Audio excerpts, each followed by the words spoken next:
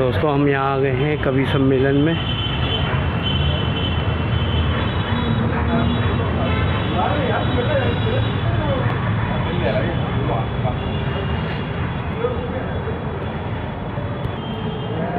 किधर है किधर से चलिए आपको कवि सम्मेलन में लेके चलते हैं।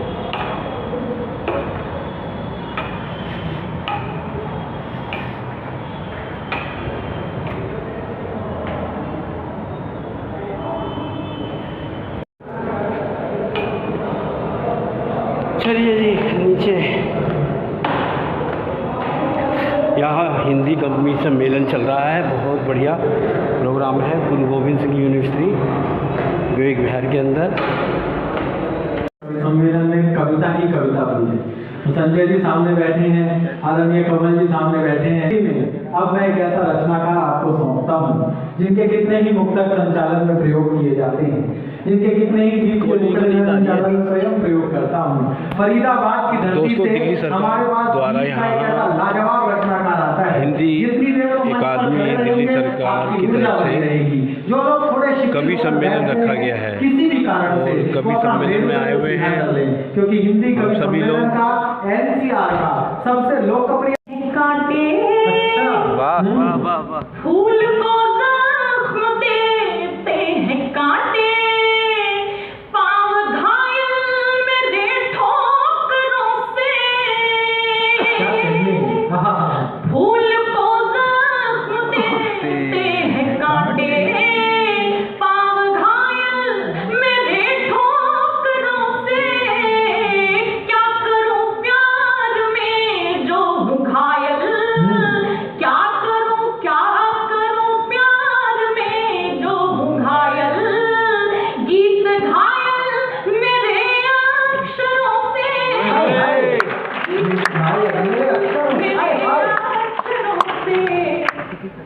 दर्द उतरा मेरी शायरी में,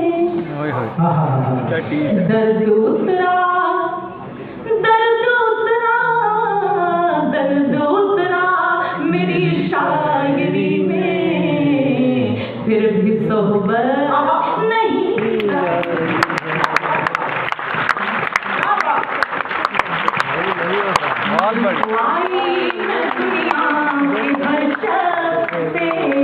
तेरी हसरत नहीं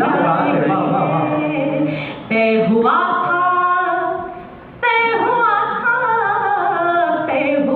था न हम तुम मिलेंगे कभी, पर मोहब्बत नहीं जा रही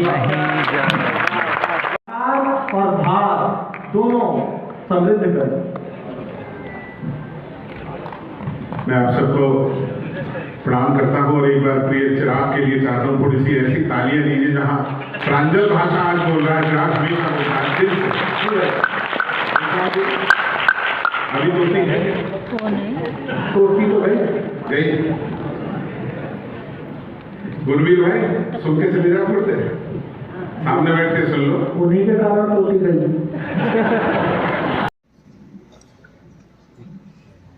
आपके लिए एक ताली बजाने वाले के बाद आप भी मुक्त हो जाओ और हम भी मुक्त हो जाएं। भाई साहब ये रिकॉर्डिंग मत करो, आज रिकॉर्ड करके कल अपनी लुगाई को हंसाओगे। मेरे भरोसे ब्याह करके लायक थे क्या? मतलब तो अपने भरोसे अपनी लुगाई को हंसाओ, मेरे भरोसे और आज रिकॉर्ड करके कल देखकर हंसोगे। इससे बड़ी मुक्ता नहीं हो सकती।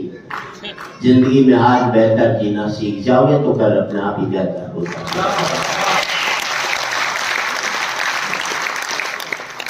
यहाँ पर मैं सबसे कम उम्र का, क्योंकि मैं बची हुई उम्र की बात करता हूँ, खर्ची हुई उम्र की बात नहीं करता।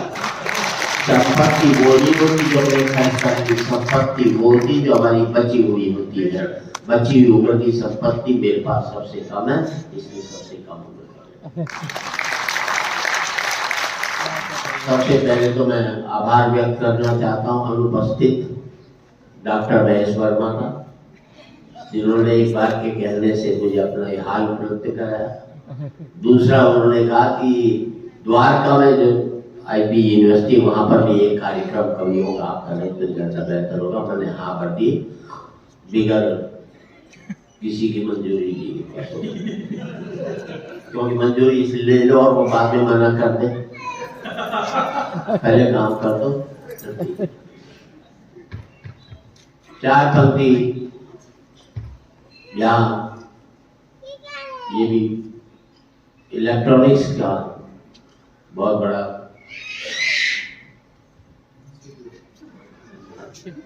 पता नहीं बच्चा चीख रहा था कि चीख रहा था। तो आदमी जब चीखता है तो इसी तरह से उसकी आवाज निकलती है। हंसने की बात ही मैंने कई बार अपनी सुनी है, मुझे मालूम है।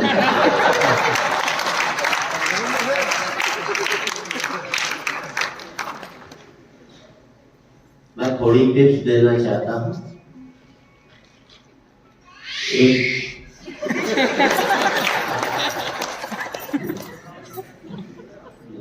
पति ही हो सकता है, उसकी लुगाई उसको कूट रही है।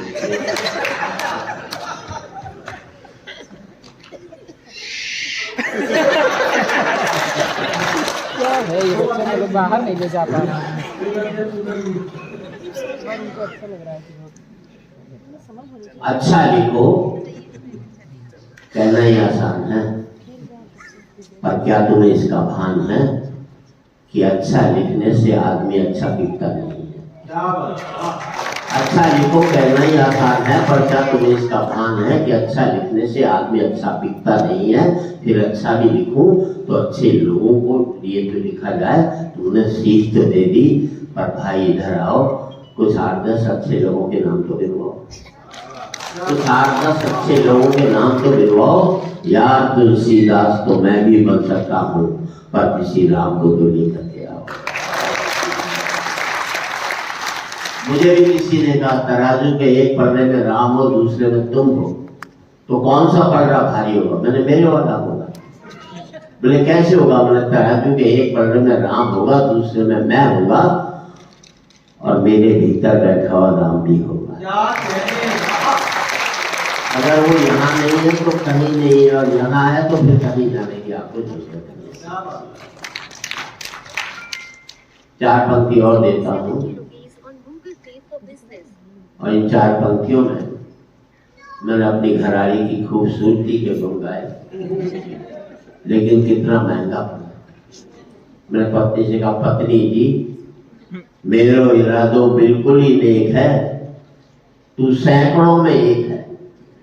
घरवाली बोली बेवकूफ मत पढ़ाओ, बाकी 99 कौन है या बताओ। अब ये 4 लाइनों जब मैं शेर का शिकार करके घर पहुंचा तो पत्नी से कही, देख शेर की खाल लायो हो, पर आज तो गजब ही हो जातो। एक मौको ऐसो आयो तो कि शेर में नहीं खाता तो। घरवाली बोली ऐसो हो जातो तो मैं तो बर्बाद ही हो जाती, सारी तो खाल भी कोई काम न पड़े। ये मर्दों की माटी है। और इन 4 लाइनों घरवाली कह रही है, जी थारो दोस्त रमेश सीमा पर इस धरती का वीर मिलेगा, बलिदानों की लहर सजाए, झेलम का हर तीर मिलेगा। 48, 65, 71 और कारगिल याद करो, भारत के बेटों के होते कभी नहीं कश्मीर मिलेगा। और हम तो पड़ोसी को कहते हैं जो कर्जे खरीद कर हथियार खरीदता है कि कर्जों में डूब करके करो लाख दिखावा, लेकिन कहीं भी कर्ज में इज्जत नहीं मिलती। और चाहे किसी भी मुल्क से हथियार खरीदो, लेकिन किसी बाजार में हिम्मत नहीं।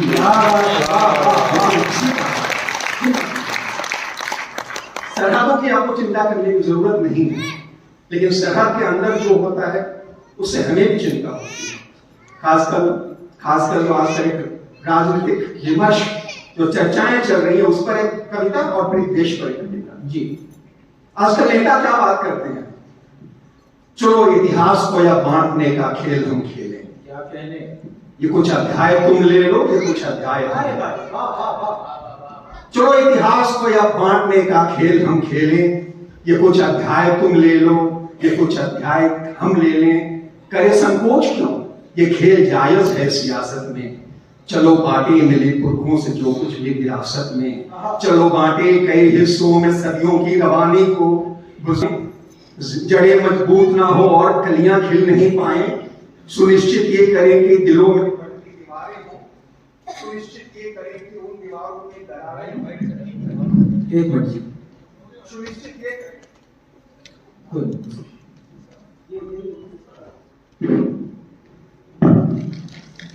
सुनिश्चित ये करें कि भावनाएं मिल नहीं पाए, जड़ें मजबूत ना हो और कलियां खिल नहीं पाए, सुनिश्चित ये करें कि दिलों में पड़ती दरारें हों, सुनिश्चित ये करें कि उन दरारों में दीवारें हों, सुनिश्चित ये करें कि आस्था ईमान मर जाए, सुनिश्चित ये करें कि धर्म के झगड़े में कुछ इंसान मर जाए।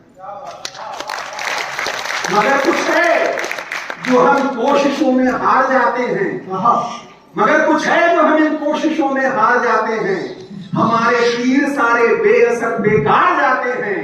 ये कैसा देश है हर बार जो गिरकर संभलता है, ये कैसा देश है जो आग से जलकर निकलता है, ये कैसा देश है जो जहर पीकर जाग जाता है, ये कैसा देश है जो गले से सबको लगाता है, किसी को देर तक अन्याय ये करने नहीं देता, ये कैसा देश है जो प्यार को मरने देता, जो प्यार को मरने नहीं देता। और इसलिए एक जरूरी कविता सुनाना चाहता हूं। बना दिया वो कितनी सुंदर थी, आपने भी उसकी फोटो देखी होगी।